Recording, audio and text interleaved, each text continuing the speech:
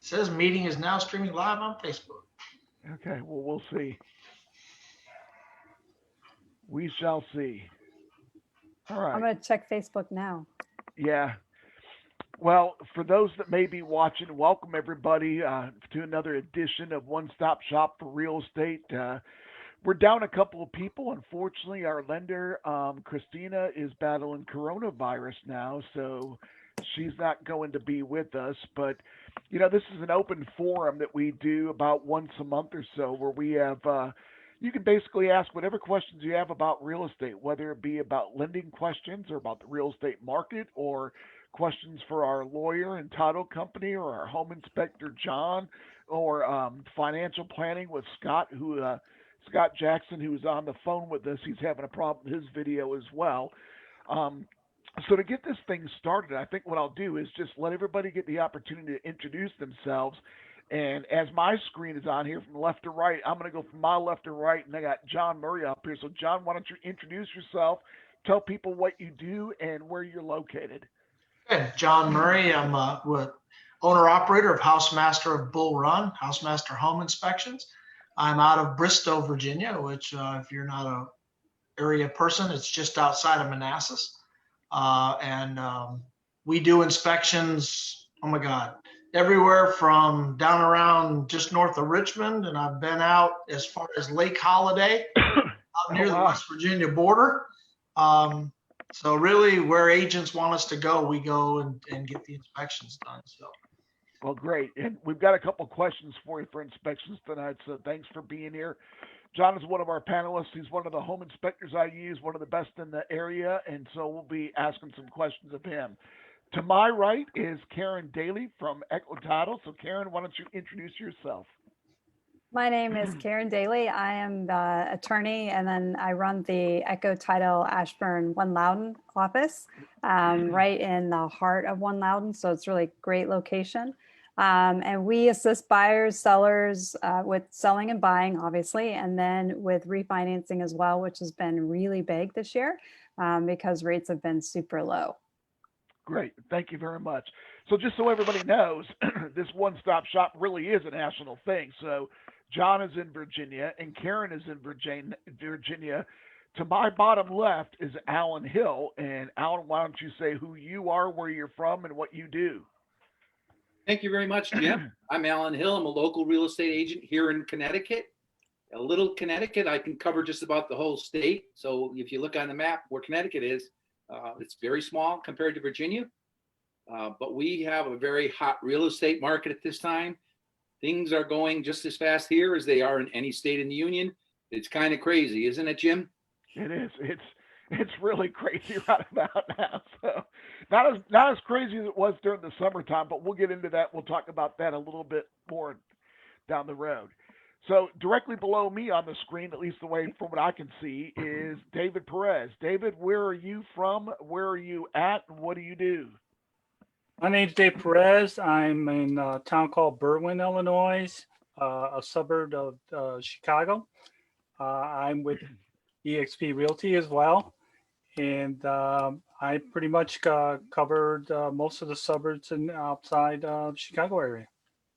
So, just for your info, David is also an investor. David was one of my joint venture partners when we were flipping houses back in Chicago. So, we go back more than just EXP Realty. And if you have any investor questions, you can ask him as well too. So, There you go.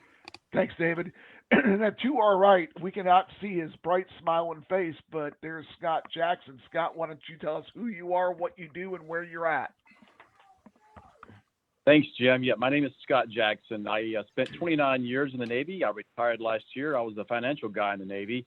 I now am an agent for Symmetry Financial Group. That's a nationwide insurance company. I act as a financial advisor, and I live in the Atlanta area, and I cover the states of Georgia and Alabama. All right, thanks, Scott. And full disclosure, Scott and I were shipmates many years ago in the Navy as well too. So we're well represented. We've got the title company is here. We've got an insurance slash financial advisor here. We've got home inspectors here. We've got real estate agents here. So we're well covered. Typically, we have Christina, who's our lender, or some lender here.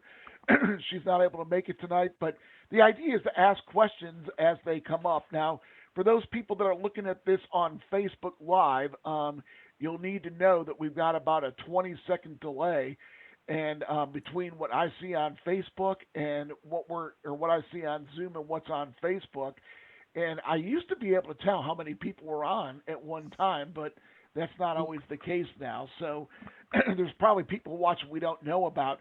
I would encourage you, if you have any questions, to you can come on the Zoom call, you can go on to Facebook Live, or you can text me. And I've already had a couple people. I've sent out some emails earlier on that have asked some questions, but you can text me at 571-242-3668, and we'll get those questions answered. So, all right, so we're about 7 minutes into this. It's been a while since we've gotten together, so I'm going to ask everybody to kind of tell us what they see is going on in the market, because all of us here are represented in one way or another. But I want to start with our agents, Alan and David, and talk to them for a second. And one of the things we're going to talk about is we're going to have John talk about, Alan had mentioned earlier about how crazy the market is, and people are giving up contingencies, and sometimes you have to do that, but sometimes it's not a good idea. But ways that you can help yourself out even if you do give up a contingency, and John can talk to us about that. But let's talk about the market a little bit. So, Karen, kind of from the outside looking in, since you are not an agent, but you're on the other end of it, the title company and the settlement side of it, what are you seeing? Are you still seeing the crazy frenzy that we were seeing during the middle of the year, or is it lightened up, or is it still pretty strong from what you can see? I mean, it's still pretty strong. I think we're seeing maybe a slight, and I say slight, slowdown. And I think that's in part because of the holidays that are coming up with Thanksgiving. The Thanksgiving holiday falls, and literally right after Thanksgiving is the last day of the month. So Right. we're losing, because the courts are actually closed on Wednesday, by the way. So if you're selling next week in Virginia, one of the things you want to check is, hey, can we get on record quick enough? Because on Wednesday, most of the courts are closing either early or they're just flat out closed. So you're Right. looking at your Wednesday, Thursday, Friday, Saturday, and Sunday, a 5-day period before, maybe there's some official recordation of your sale, and then obviously your payoff. So I think the Thanksgiving holiday has impacted that slightly. We do still see a lot of activity that's happening in December. Refinances are still coming in strong. Yeah. For a while I thought, it got quiet, and now they're just flooding. And I think it's because everybody might be trying to take advantage of the low interest rates, since we don't know what's going to happen next year. Okay, thanks. You brought up something about it being the end of the year and we're getting towards the holiday season. And I want to kind of dispel a little bit of a myth, because, and Karen kind of alluded to this, about how business, slows down a little bit as you're going into the holidays. And that's not a myth. I mean, that's a fact. It happens. Okay. Right. Yep. But because of that, a lot of times we hear people say, "Oh, I would never buy during the holiday season. I would never consider selling during the holiday season." And so I wanted to get, the agents' takes on that for a second, because frankly, I've had a lot of questions about that lately. About, hey, in fact, I just had a listing appointment the other day, and I did an open house. I met somebody in an open house. They invited me to their house afterwards, and we were talking about it, and is it a good time to sell or not? So let me go to Alan, and let me ask you, Alan, in your professional opinion, and of course you can speak to Connecticut, David can speak to Chicago, Illinois, I can speak to Virginia, John and Karen can too, Scott can talk about Atlanta, but when it comes to selling, Alan, what are your thoughts about selling during the holidays? Is there any reason why you should not sell during the holidays? Absolutely not. And that's farther from the truth, because right now there is probably 4 buyers for every house that's out there right now in Connecticut. Now, We're a little different story than Virginia because we're bordering New York City. Mhm. New York City just closed down their school system. We had a huge rush of people coming in from New York City back when the coronavirus first came out because they were all going crazy. They were afraid of the coronavirus. They had to get out of the city. So I actually have a house under contract right now from somebody out of New York City. I have a couple more houses that are coming up on the market, and prices are up. I would say 15% in the last month from what they were before that. It is absolutely crazy. So as soon as you get a house that's going to, go on the market, it sells. If it's priced, even if we're starting to price things higher now because the market has just been, the market was driven so much higher because of what was going on with the virus and people coming from New York City. When you come into New York City from New York City to Connecticut, you look at the housing prices and you say, wow, it's really cheap here in Connecticut compared to New York City, obviously. But that's the way it's going now. I don't anticipate it slowing down.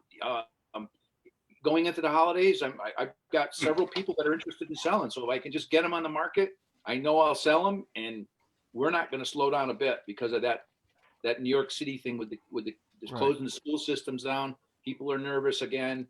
It's really crazy. So Sure.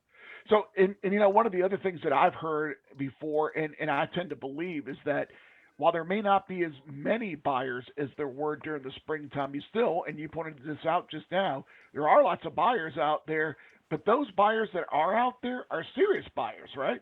yes, sir. Yep. Okay. That kind of leads me into David, and so let's kind of flip the equation a little bit, David. Is there any reason in the world why you should not want to buy right now if you're in the market for looking for a house? Not at all. I mean, to pick up where Alan left off, we're talking about a time when normally, and I say normal because we're in 2020, everything might change. We won't know how this winter is going to go until we actually get through it. But normally, like we're all saying, there's not a lot going on during the winter months. Right now, there's fierce competition on properties. Okay, there's these talk about contingencies and credits. They've gone away. The sellers are just not allowing them or giving them out as easily as we would normal if we were during normal times. So during the winter months, when it's slower, I think we won't have that issue. We might be able to come in with an offer and not have those multiple offers we've been getting. We might not have to worry about getting a contingency or a credit accepted.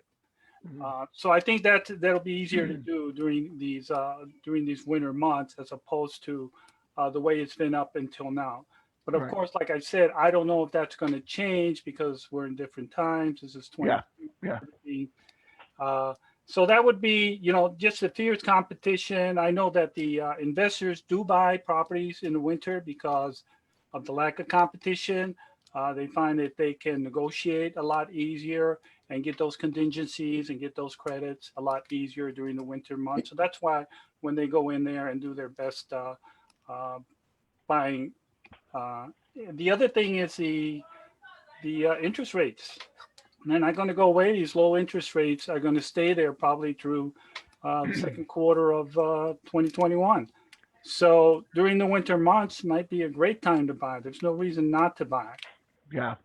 It's interesting you say about the interest rates because Christina refinanced a loan for a friend of mine in the Navy just recently and refinanced it in the low twos. Now, caveat to that, not everybody's going to get low twos. It's depending on your credit score, your debt to income, and everything else. But to your point, they really are still low. I want to address a couple of things. I'm going to go to Scott in a second and then follow up with John, but I want to talk to Karen a second because you guys talked about contingencies. And so I'm going to kind of put Karen on the spot here and say, typically there's a couple contingencies that are inside the contract. You have a financing contingency that's inside of a contract that says you have to be able to get the funding, to be able to complete the loan. you're entitled to, whether you accept it or not, a home inspection. That'll take us back to where John is at. But one of the things, I don't know if it's Alan or if it was David, was talking about people are waiving contingencies. Now, John and I had a common client who waived a home inspection contingency, and we'll talk about how she handled that later on. And I've also seen people where they're waiving appraisal contingencies. Now, Karen just did something on Facebook Live a little while ago that dealt with a VA buyer, and I think it was the waiver of an appraisal contingency, wasn't it? Could you talk a little bit more about that? So yeah, actually, and this kind of actually applies nationwide, because you've got different loans that you can choose when you're writing an offer. The common ones I think that you see a lot are conventional, FHA, and VA. Both FHA and VA have some specific language in them that is not in a conventional loan. And this is set actually by federal law, and it's not something that can be waived. So I will get questions, and people will ask me, hey, should I waive financing or appraisal? Which contingency should I waive? And depending on how the contract is worded, I always say it's better to waive an appraisal contingency than a financing contingency, because the appraisal is just tied to the appraisal. The financing is tied to your ability to get the loan. So while the house may appraise and be okay, if you're not able to still borrow and you have waived and not included that financing contingency, that usually is your last safety net before you go to closing. So, if you're trying to choose between the two, financing is the one to hold on to and waive the appraisal. Because the other thing is, if it doesn't appraise, then you've got to deal with, well, can I bring the extra cash to close or not? And then of course that goes into your ability to get the loan. But back to the VA and the FHA. So I actually, after I did that video, I had an agent call me, and she had an offer from a VA. And the question was, they were wanting to just outright waive the VA appraisal. And she was wondering, can you even do that because of the mandatory clause?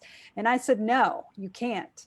So if you have VA or FHA, all of that is tied together, and there's a mandatory clause, and it starts out by saying, notwithstanding any other term or provision in this contract.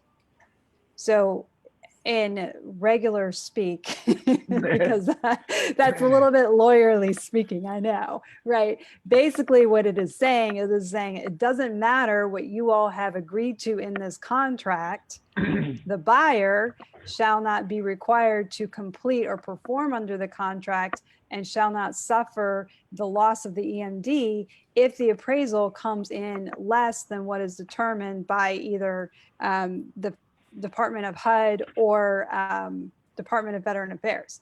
So what that means is if your appraisal comes in low, and you're a VA buyer, FHA buyer, and the appraisal comes in low, then the buyer can walk away. Now, what I have seen, and this is why I bring this up, so there are workarounds that agents have been trying to do, and it's been done on a regular basis. It's regular practice, although I don't know if it's nationwide. So, but what they try to do is they try to either do an addendum, or maybe there's a paragraph that says other terms, and so you can handwrite in some terms. So they will put in those, in one of those areas, they'll say, if the appraisal comes in low, then the buyer will increase their down payment by X number of dollars, let's say 10,000, and the seller will reduce the sales price by a certain amount. And that's just an example. There's various ways that you can negotiate that, right? Sure. So, so they will try to do that. And so the case that we had, the appraisal came in $50,000 less, which is a pretty steep drop. Wow. They appealed it. The buyer appealed it, and this is just another tip for agents. Only the buyer has the right to appeal low appraisals, not a seller. Okay. So they appealed it, and the appraiser was like, nope, I am sticking to it. So then the question came, okay, what are we going to do? And they had negotiated at the outset what they would do in the event of a low appraisal. Well, the buyer was saying, and I'm not sure if the sellers appreciated this, the buyer was actually increasing their down payment, but they wanted the sellers to come down. And the sellers didn't want to come down. And so they were making a couple of arguments. The first argument was, well, there should be a way to enforce this because they agreed at the outset that if the appraisal came in low, they would cover the difference. That was the language. And I said, well, I'm really sorry, but unfortunately that provision, I know you all have agreed to it, but that provision is not enforceable because of this clause. It takes it out, right? So the clause, basically you take the amendatory clause and it sits above whatever terms of the contract you have there. So that was the first. And then the second, they wanted to argue, and this seller was an attorney too. So, Don't so you love it when they all get in the same room, right? so the next argument was, well, it says that that the buyer, that lays out this procedure in the event of a low appraisal. So when they executed the contract, they agreed at the outset. And I said, well, that's a really nice argument. But when you look at the procedure, it does say upon written receipt of a written appraisal. So unfortunately, when you negotiated the contract, you did not have a written appraisal yet. So because you don't have that, you can't agree and the procedure can't kick in yet. You've tried to do that early. So eventually they ended up negotiating a lower sales price, but it really brought home the fact, if you are a listing agent and you have contracts and you have like a VA, FHA, and conventional, so you have these contracts and they put in language to address a potential low appraisal, because that is a scenario we are seeing. We're seeing low appraisals come in because everybody is just bidding the prices up. Right. And so they'll try to address that at the outset. So what your seller needs to understand is, okay, if you accept that offer and it has those terms in it, they need to be aware of the risk that could happen. The buyer at the outset, they've said, yeah, we really want this house. So this is what we're going to do to show that we really, really want this house. They can change their mind and walk away. Now, I will also say that does not happen very often. Most of the time, by the time you get the appraisal, you're farther down the transaction. You're almost to the finish line. There's been a lot of time, effort, energy, and even money that's been put in by the buyer. So most of the time it works out. But there is that time where it can't.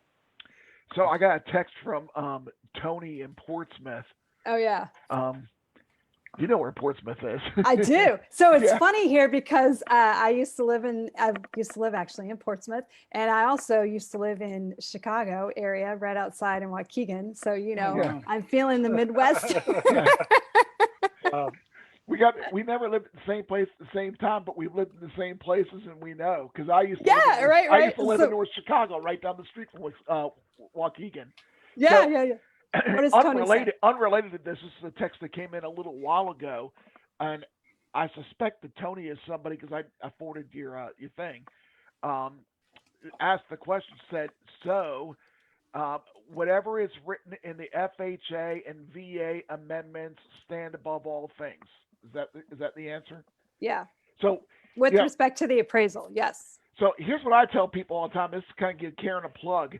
I had a really difficult seller about a year ago, and I was on the phone with her constantly. She probably thought I was a newbie agent or something like that. I was calling her every 5 seconds, but it was similar. It had to do with an appraisal contingency, and the best piece of advice that she gave me was, "You're an agent. Don't be a lawyer." In other words, the contract is pretty straightforward. Stick with what the contract says. Don't try to go outside of it, because there is no outside of it. If there were, lawyers like her would know better, and they would tell us, or, and I would tell people, if you're an agent or, you're a buyer or seller, lean on the people that are in your corner. If you're in Illinois, for example, you've got your own attorney, lean on them. If Karen represents the transaction, okay, not necessarily a side, but it's her job to represent the transaction. So she's got no skin in the game for either side, but she does have the side of the law on her, can tell you exactly what the law says. So, I mean, And I'll never forget that. I remember you telling me. I think you were being gentle about it, but I think you were frustrated at that point. You said, "Agents are agents. Don't well, be a lawyer." it gives no, but it was a sense that I could tell you were frustrated, and I Yeah. wanted to kind of give you comfort of, okay, this is your box and this is your lane, so Yeah. you don't have to worry about that. You're an agent. You stay here, and I'll Yeah. stay in this lane. Some of the best advice I ever got. All right, let's switch gears. We're gonna get to John in a second because we're gonna talk about a homeowner's contingency, but I want to get to Scott because we're coming up on this time of year where it's Christmas. People are thinking about buying gifts, and this kind of goes in talking about staying in your own lane, Karen. This talks about financial planning and what you should or shouldn't do. And so you got Christmas coming up.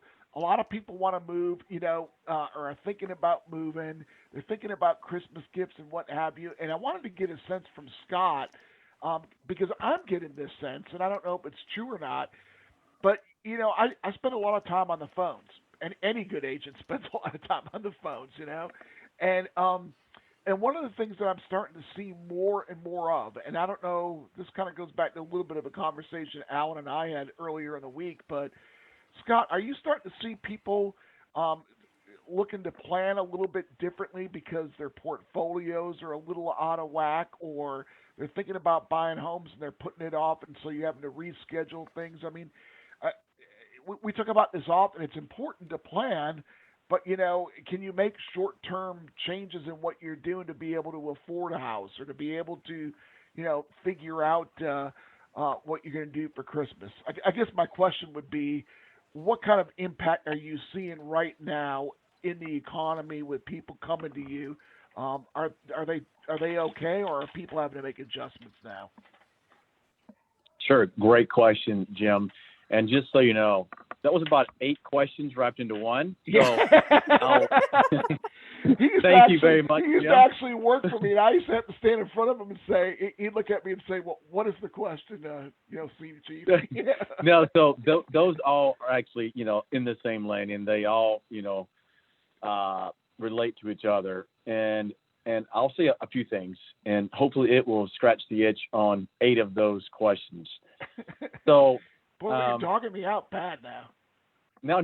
This is Jim. I love it because your questions are formed in a way that they're pretty comprehensive, that can kind of cover a lot of people's questions, which is good. So let me just say this: you talk about, do you have a plan? And some people have a plan, and I will always ask them, Jim, well, let me see your plan. And to my surprise, they can't publish one in writing. So lesson number 1 takeaway from this webinar tonight is have a financial plan in writing and then stick to it. 1. Number 2, and that sounds simple, Jim, but I'm telling you, a lot of people don't have it in writing. Number 2, debt relief and not accumulating a lot of debt during the Christmas time. I think we've had now, Jim, this year, this is our 5th or 6th webinar, and I always put a plug in about not accumulating a lot of debt because it's so powerful.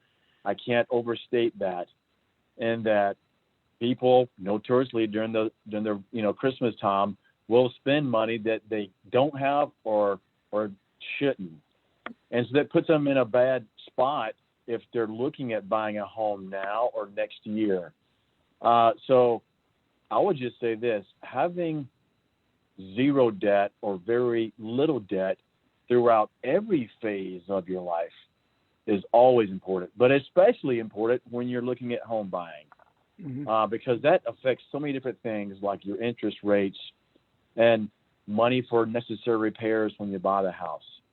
And another plug, I want to put one plug in here I don't think I've mentioned in the past, is if you're a family and you're looking at buying a house and you're a single income family and the husband or the spouse stays home to provide for the kids, and that one person that's the income maker, having your mortgage protected through life insurance is critical, because if something happens to that sole breadwinner, you want to make sure that that spouse and kids can stay in the house, Jim. And that's important.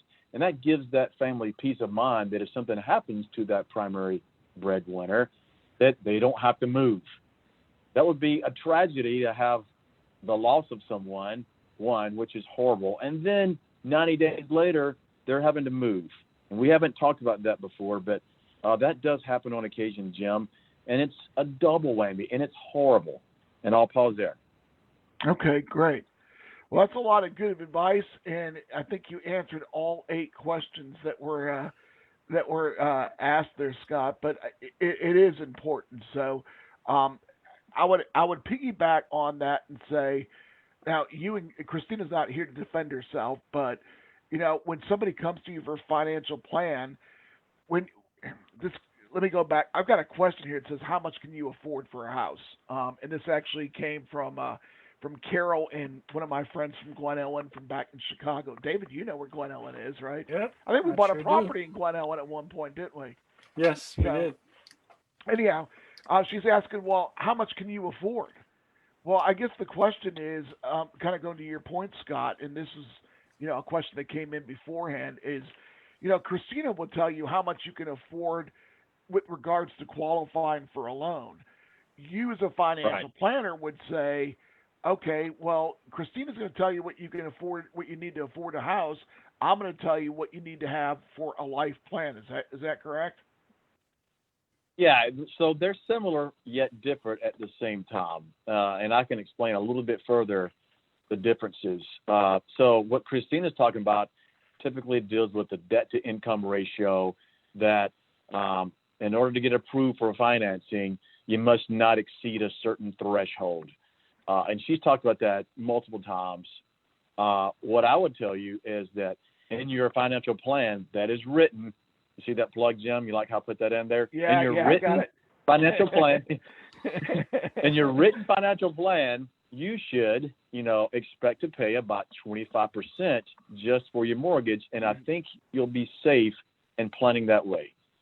Okay. Hopefully that answers your question, Jim. It does. It's perfect. So, all right. Well, we don't have to go through one of those things we used to go through when we were working together. So it's straight right on. So, all right. I want to kind of switch gears here a little bit and talk about contingencies and bring John into the conversation because Alan or David, one of the two of you mentioned about, we're waiving all sorts of contingencies. And Karen had already talked about, the appraisal contingency. But one of the things that I've been seeing more than anything else, at least here in Northern Virginia, it may be different in Berwyn, it may be different in Connecticut, but or in Atlanta, but here we're seeing still a lot of people, the market is still competitive enough where people are waiving what we call an inspection contingency.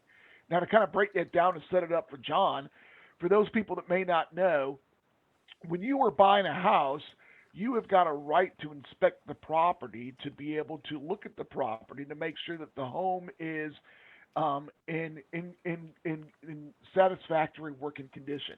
Okay, and so you'll hire someone like John from House Masters to come in and look at everything, and if there's something that's wrong, and what I tell people is that the home inspection is not a negotiating tool. What you're really looking for is major structural, major safety issues, those kind of things that, you absolutely cannot take care of. Other things you guys can work out amongst yourselves, but that's really what you're looking for. But what I'm seeing these days is that buyers are nowadays saying, I'm going to forego the home inspection. I've taken a walk through. I noticed there's a brand new roof on the place. There's a new air conditioner. I want to be competitive against other buyers. So I'm going to waive my home inspection contingency. Well, John and I have a client, and I don't normally recommend doing that, but sometimes that's what you have to do to be competitive. So there are some things you can do to make yourself feel better if, in fact, you have to do that. And with that, I'm going to swap this over to John and let him talk about what we did with our mutual client, Denise. So go ahead, John. In that case, what they did is we went in after the fact to look at the house, just because she wanted to understand what she bought, right? So she couldn't do it as a part before. And I've had several like that now where we're doing information onlys. We're doing to void only. We're doing some where the seller won't even let us in until after closing because they don't want us to find anything that they can turn around and find another reason to back out. So I've had several that I'm not able to do till after the closing date. I just did one last week like that out in Ashburn, where they closed on Friday and I went into the house on Saturday to tell them what their status was and what the house was like, so that they know what they have to do. We know what it's kind of like we do a lot of maintenance inspections where someone's been living in the house for 10 or 15 years and they just want to know what the status of their house is. So we do a maintenance inspection. We go in and do that. It's the same thing if a buyer is closed already because the deal's done. They have the keys. So it's really about what do they need to do to either repair or maintain the house. It's really a data point. The one interesting thing I'm finding a lot of is we're walking into these home inspections and that's the first time the buyer has seen the house. Because they're moving into the DC area and they're buying it in California and they don't have time to be flying back and forth to actually look at the property. So they're buying it off of pictures online. Yeah. And, in some cases, the agent has gone in and walked around and FaceTimed them. Other instances, this is their first look. So the first half hour of my inspection is them walking through the house, getting an understanding of what it is. While I go do the outside. So I have a question because my colleague and I were talking about this very issue today. And I've how often now, like if you had to put a percentage pre-COVID and now that we're in COVID, what would you say the percentage increase has been where people are buying houses sight unseen? I'm not so sure it's COVID related. I think it's more because there's 6 or 8 people bidding on a house that they're just wanting to get in it. But it has increased probably from, we were seeing that at maybe 5% before. Now it's up near 15. So that's incredible because the other thing that, if any buyer asks me, is Virginia is very much a caveat emptor state, right? Buyer beware. And so essentially it almost is like they're being denied an opportunity to go in and inspect the home because if they include that home inspection contingency with their contract, they're not even going to win the house. So right. it just seems to be a bit unfair to me because who knows what might be in that house that the buyer, may need to fix. And it's hard. It's very hard to sue a seller in Virginia for anything that's wrong with the house. Right. So let me just kind of, to your point, Karen, I work with a lot of military people and I've worked with a number of people, two most recently. In fact, you and I had a common client with one of them coming from the Naval Postgraduate School at Monterey, California, out here to DC. On 2 separate occasions, one of the 2 spouses was not able to view the house. I tell people all the time, exactly to your point, somebody really needs to make the effort to come out here somehow, some way, if for no other reason than to be able to walk through the house itself. Because let's be honest, agents, their job is to show the house that they're selling in the best possible way that they can. So they hire a professional photographer, they stage the house, they make it look great, but nothing beats being able to walk through a house, and in our case, with the one that John and I had not too long ago, the only reason our buyer said, I'm going to forego the home inspection is because we physically saw the new air conditioner.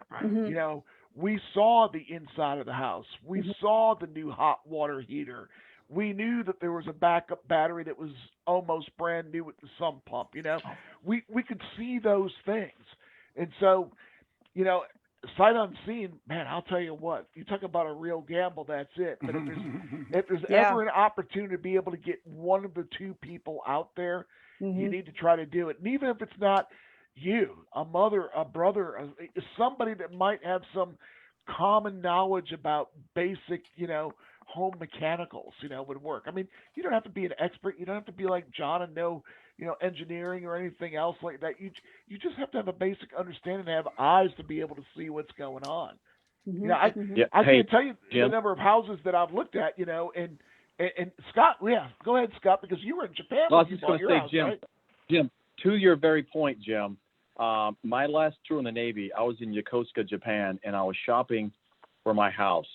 And I was getting ready to go on deployment, so I had zero time to come look at my retirement home in Georgia. So what you said earlier about getting someone, a family member, mother, father, aunt, uncle, I had my parents meet up with the selling agent and the buying agent, and they walked through the house for about 3 hours and took pictures themselves, and then they called me later. So I had, eyes on target here, and they walked through every room, and they explained the good, the bad, and it worked out well, Jim. And you've been to my retirement home, Jim, and you Yeah, saw it. beautiful. So it's a great house. But that does help a lot, and it helps ease my mind knowing that my parents, even though it wasn't my own eyes, at least someone in my family that I trust walked through the house and could see firsthand what was being shown. Over. Yeah, absolutely. By the way, he's got a beautiful house, lots of acreage, got a great built-in pool. Had a great time down there when I was there. But I mean, that's exactly it. So, I mean, John's point was that sometimes you're not able to go through and do things then, but sometimes you need to give yourself that. You need to know what's going on, and it's kind of. I got a text from my friend Debbie in Chesapeake, and she said, "Well, what's the difference between a home inspection and an appraisal?" And the answer I always give in that is a home inspection is for you, the buyer, to protect you, the buyer. An appraisal is the bank's way of being able to protect itself to say, hey, the property is worth what you're paying for it or what we're going to lend money out for. When John comes through and does a home inspection, it's a whole lot more thorough than some appraiser that's going to come in, snap 5 or 10 pictures, and then everything else is going to be based on comps in the area and adjustments and everything else. John goes, why don't you just basically, John, tell people what you do, because some people have this idea that, you go in and do a home inspection, you're tearing apart the air conditioner unit, you're making sure all the dishwashers are working and everything else. Because I've had that happen before. People come in and say, well, I had this home inspection. This guy that you recommend didn't even, he should have been able to tell me the dishwasher was falling apart. Yep. Really? Yeah, we do. It's called a visual inspection. We're not allowed to tear anything apart. Okay. So yes, we run the appliances all through their paces to make sure that a dishwasher works, to make sure that the oven and the cooktop work, make sure the microwave work. But we start out, we do the exterior. We walk around the outside of the house looking at all of the outside, the roof, the siding, the windows, all the things out there, gutters, downspouts. Then we come inside the house, we go up into the attic, and we look at the underside of the roof, because that's really where you're going to see. You can look outside and see the roof looks pretty, but you get inside, you can find where flashings have holes in them, things are happening. And then we flow down through the house. It's all visual. We will open and close every door. We will check every electrical outlet with a tester. We'll open and close and tilt every window in the house. We'll go into the bathrooms, check the supply lines and the drain lines and all of the fixtures, make sure we don't have any leaks or problems. But that's not to say they won't show up. I'm there for 2.5 hours. I had a house that I did in Montclair where we went in, we ran the testing on everything. Everything was cool. The first time his wife took a bath in that tub and she fully filled the tub, not to the half level that I do during testing. She fully filled the tub. When she pulled the cork on that, about an hour later, there was water in the kitchen, and it's like, I didn't have enough water in what I had because it was a vacant house. So the drywall was all dry, but over time, the drywall has gotten saturated, and that was it. That was the last straw of it. And so people think, I guess the worst thing for home inspectors is homes on homes, right? Because he goes in there, tears the walls out and he goes, I don't know why your home inspector didn't find this. Well, because I can't tear a wall out. Right? I got to look at things from what I see. And if I see microbial growth on a wall, then we'll talk about getting somebody to tear that wall out and look for mold, right? But if they've just kills it and they just painted it, there's no way I'm going to see that. It's just not going to happen because it's all visual. We do our best, and we really do. And all home inspectors, I believe, want to do their best. But here in Virginia, when they made us licensed, the first thing they said was all licensed home inspectors in the Commonwealth of Virginia will be familiar or knowledgeable in Virginia Residential Structures Code, right? Then the end of it, it says no licensed home inspector in the Commonwealth of Virginia will cite Virginia Residential Code. So we have to come up with, convenient ways to talk about things. It doesn't appear that stairwell is proper, right? Or I believe that the deck may be improperly hung on the house, so have it looked at by a licensed contractor. Yeah. So there's a lot of limitations to what we can and can't do as home inspectors. But if you find one who's real diligent about what they do, it's going to take 2.5 to 3 hours for a home inspection. Yeah. Okay. For somebody to go thoroughly through a home and knock it out and understand what they do. And then they go away and it's going to take them 1 hour to 2 hours to write the report. Yeah. So it's about that. It's a visual look.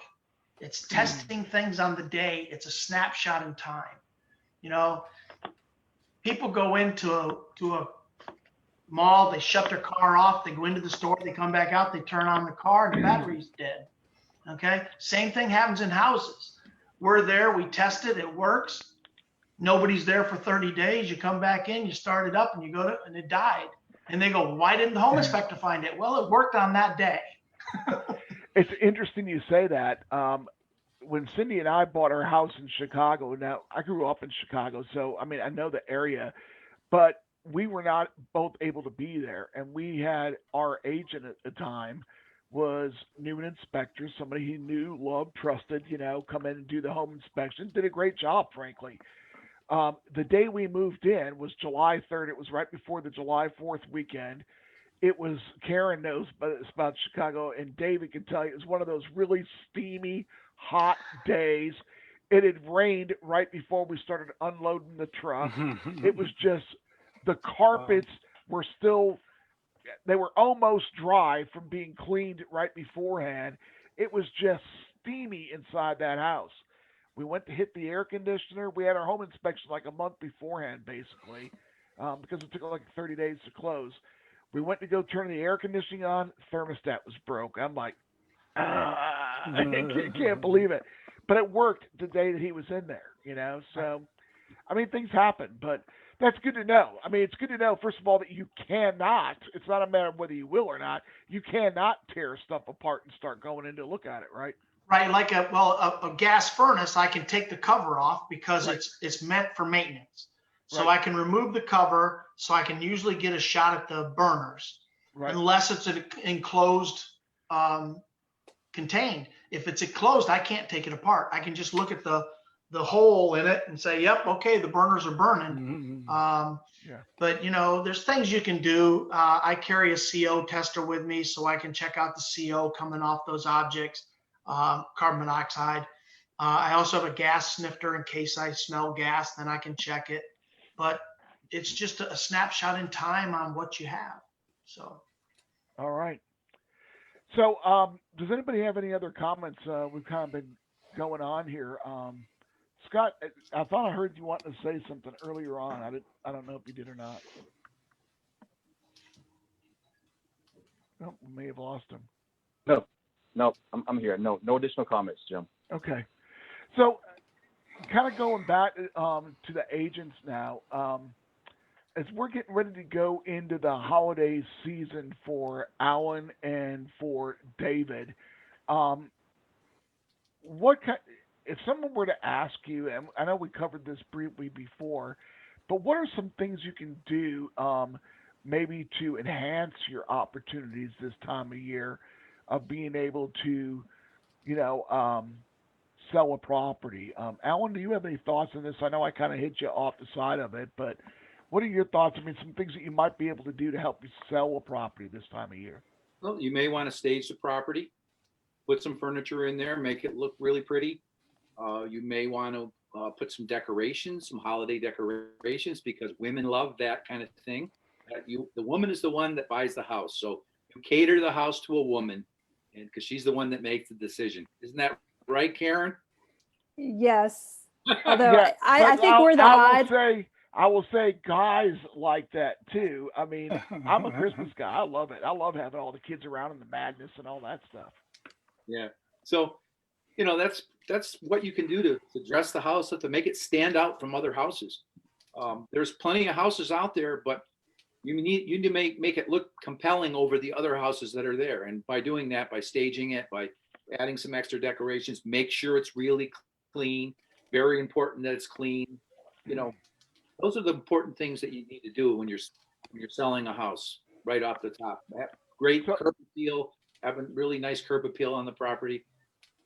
Those are some important things. There are other things out there too, but those are the main things.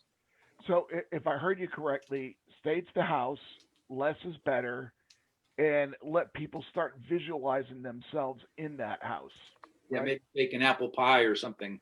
Nice smells in the house, things like that. All right. So, David, if you're a buyer, what is something that you might be able to do?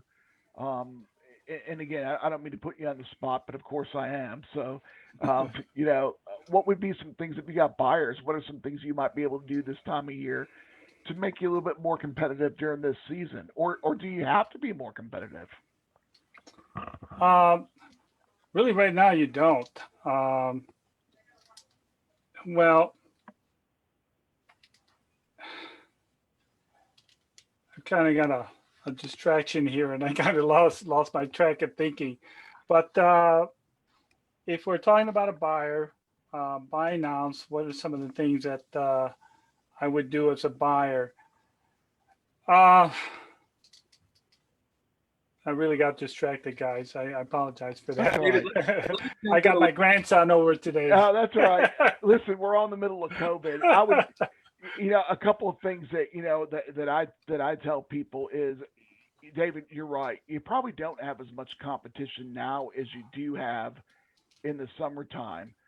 But and here's some things that you as a buyer need to know. First of all, sellers are probably a little bit more apt to deal with you than they would be if they got 9 buyers in front of them. So make sure that people know that you're a strong buyer. Make sure people know that you're out in the cold, you're out in the snow, you're out in the rain because you're serious about buying a house. Make sure you got your funding all lined up the way it needs to be. Make sure that you're pre-approved, and then talk to your agent, because different areas are work differently. The price point. Here's a great example. And David's been to my house before in Chicago. We had a 3,300 square foot house in suburban Chicago. If you add in the basement, okay, it was 2,690 on top, and altogether it was like 3,300 square feet. I sold that thing a couple of years ago at top value for $260,000. That same house where I live in Loudoun County be worth in excess of $700,000. Now, the reason why I even bring that up is because all real estate is local. And, the way that the market might be reacting in Chicago is different than what it would be in Northern Virginia, is different than what it might be in Connecticut. So the key is, I think, make sure that you know your market, and who knows your market better than anybody? Your agent. That's what he's getting paid to do, or that's what she's getting paid to do. Lean on them. If there's a question that comes up legally about something, you don't know it. Look, I'm not, as my friend Karen and my son-in-law Ben remind me, I'm not a lawyer, so, talk to the lawyers. That's what they're there for, In fact, to Karen's credit, one of the things she'll always say is, call me. That's what I'm here for, is call me, So, Okay, I'll toss one at you, Jim. Yeah. Be flexible, okay? Yeah. A lot of times, people don't want to move right away, or they need a little more time, stuff like that. I think that's real important nowadays. There's a lot of people in a lot of situations. where they can't move as fast as they would like to.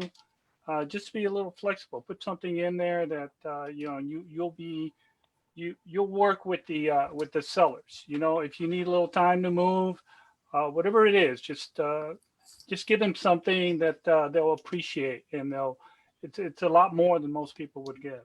That's a great point that I didn't even think about. What we're seeing a lot of days now are what we call post-occupancy rentbacks, basically. So, and Karen and I just had this with one of our clients where he actually closed on like the 28th of September, 30th of September, something like that. And then the people that were selling the house said, we'd like to rent the property from you, even though you own it for another month because we're waiting for our other house to close. And I'm starting to see a lot of that. And so to your point, David, about being flexible, sometimes you just have to know, if you know what the seller wants and you're able to give it to them, that's it. You're in. You're in. But to your point, you got to be flexible. Yeah, I did one last week in Leesburg where I finished the inspection. They're going to go to close. The sellers are renting back until next July. Wow. Because they want their daughter to finish high school, but they also want to take the opportunity with the market to sell the house right now. So they're That's going a to live long- in it until July. That's a long time. That's a hugely long time. And the people who bought it said, will you come back in July and look at the house again and tell me if anything's changed? Yeah. And yeah, I'll It's do a that. huge liability is what it is. It is, because now you bought. Did the lender let it rent that long? I mean, that's typically they only allow 60 days. Yeah, I don't know. I'm on this side of it. Right. Sorry, I have so many I questions. stay in like, my wow. lane. Hopefully they're Right. paying the buyers something, because that's a lot of times to pay. Basically, Yeah, they're two paying mortgages. them the rent. I mean, from the conversations I Right. heard, of course, I only heard their agent and the buyers. But yeah, when I hear those things, I stay in my lane and go, okay, you guys are doing the negotiations. I'm just going to tell you need a new AC. All right. That's the theme of this whole thing, is stay in your lane, right? All right. Well, having said all that, we're at 8:28 right now. I'm going to ask you guys on the panel. To be honest, I don't know what's going on with Facebook. It looks like there's nobody on there, but I know there is because I'm getting texts and we just don't have enough time to answer them all. So I will get back to you guys that texted me individually, follow up with that. But do any of you on the panel have any last plugs that you want to say, or anything any last nickels that you want to let anybody know about here before we cut out? I think one of the biggest things, and I think it's going to become a hot topic next year because there are several lawsuits that are percolating. And of course, the DOJ has just now sued NAR.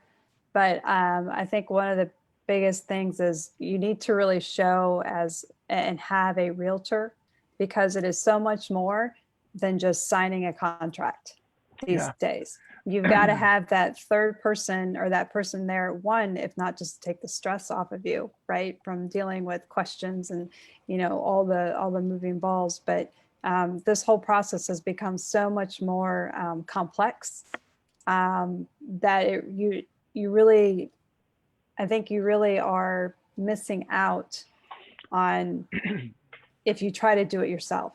The realtor, they know this is their job. This is what they're supposed to do. They have a team. If they don't know the answer, the good realtors will let you know, let me go check that out. And they'll find the answer, and get back to you. But, having good realtor, a good lender, a good home inspector is really, I think, critical, because they're seeing all the variations. Good lawyer and title company. Who has saved me and my clients more than once. That too. It is helpful. I've had a lot of deals flipped to us lately because other title companies were unable to, for one various reason or another, unable to close or do the transaction. So. All right. Well, John, do you have any parting wisdom? No, I mean, one of the things that a seller, if you've got somebody you're getting ready to list, can have done that puts them out there and maybe knocks out a lot of these other concerns from the buyers is do a pre-listing inspection. It kind of gives you an Good idea idea. of what to fix in the house and what to prep and know what, have an idea what's coming at you. That's a great point. Thanks. That's a super great point. David, do you have any parting thoughts? Yeah, just if anybody out there has any questions about buying, you don't necessarily have to buy now. I can answer your questions and we can prep everything for maybe next year when you're ready to go. I can answer all your questions now, maybe even go through the house, take a look at it, give you some suggestions, and we can be ready to go to a sale come 2021 whenever you're comfortable. Same thing for buyers. If you're ready to buy and you have some questions on what the steps are, just give me a call. I'd be more than happy to answer your questions. Again, questions are free. You've got nothing to lose. Okay. And happy Thanksgiving, everybody. Yeah. Scott, you have anything? Yep, one quick thing, and it goes back to my plan. Have a spending plan for Christmas and stick to it. That's it. All right. Thank you, buddy. And Alan, do you have anything? I do. All right. Addressing both the buyers and the sellers out there. If you're thinking about selling your house and you think you're going to sell it on your own as a for sale by owner, you can do that. But as Karen said, we as professionals know our prices. Let me give you a typical example. I had sold the for sale, or actually I had a buyer on the buy side. I had a buyer buy it for sale by owner. The buyer had it on the market for several years, kept dropping. Well, once COVID-19 prices came in, prices started going up and up and up. And with that being said, they actually undersold that house. And I had this, my client was on this panel. If you remember him, Jim, remember her? Kristen, she was on the panel. I do remember her, yes. She bought a for sale by owner house, and she bought it, I would say, $30,000, $40,000 under value from what she could have got for it if she had a realtor. So if you're out there and you're thinking, well, I can sell my house on my own. Well, you can sell your house on your own, but realtors know the prices. And if you want to sell it on your own, you may be selling it for less money than you can get for it. On a national average, people who sell their houses on their own for sale by owner get less money for their houses. That's pretty much all I have to say. I can say the same thing about buyers. You don't pay a commission to the buy side. When you're going out looking for houses and you get an agent to work for you, you pay zero money for that agent. All the commission comes out, most of the time, comes out of the sale of the house, and it's paid for by the seller. So All right. keep that in mind. If you're at a panel and you thinking about not using a real estate agent, you're making a big mistake. Thank you. All right. Thanks. So let me go ahead and close and give everybody an opportunity to go ahead and say who they are, what their phone number is, and what their contact info is. John, if you would just let everybody know that. All right, John Murray with Housemaster Home Inspections. Our phone number is 571-393-3311. We're here in Bristow, Virginia, but do the whole Northern Virginia area. All right, thanks. David? My name's Dave Perez. I'm with eXp Realty. I'm out here in Berwyn, Illinois. I cover most of the Chicago suburbs. So give me a call. Great. Scott? Sure. Thanks, Jim, again. Scott Jackson, my cell number, 470-629-2278. Let it take your questions. Thanks. Great. Alan? Yes, Alan Hill, and I work the Connecticut market. My phone number is 860-712-7555. I work for eXp Realty, and we as eXp Realty can help you in any state in the union because we have agents in every state of the union. As you can see here, we've got several agents on the panel that are from the same agency. So if you're moving anywhere in the country, even outside the country, we as agents can help you. So keep us in mind. Thank you. Thanks, Alan. And Karen? Karen Daly with Echo Title. My office number 703-573-3556. You can also reach me on Facebook. A lot of people do that. You can send me a Facebook message. My Facebook name is Karen E. Daly Ekofo, EKOFO. And so you can feel free to reach me also on Facebook. Great. So just so everybody knows, everybody on this panel, nobody gets paid. They're not allowed to solicit your business, but they are available. I know them all, and they're all the very best at what they do. If you have a question, feel free to reach out to them, even if you're not their realtor or their lawyer or their title company or their home inspector. They'll be glad to help you out, or their financial planner or insurance guy. Give them a call. They'll be glad to help you out. My name is Jim Trautz. I'm with EXP Realty. I am in the thriving metropolis of Sterling, Virginia, in Northern Virginia. You can reach me at 571-242-3668 or at james.trautz@EXP Realty. I've got all these people that are writing me stuff now, of course, as we're 5 minutes over. But anyhow, I just want to thank the panel for showing up for tonight, for taking their time out. Wishing you all a very happy Thanksgiving. Give us a call if you need anything. Until then, be well and be blessed. We'll talk to you later. Thanks, Karen. Thanks, And Jim. Thank you. Thanks. Great meeting everybody. You guys. Bye. Bye-bye. Bye.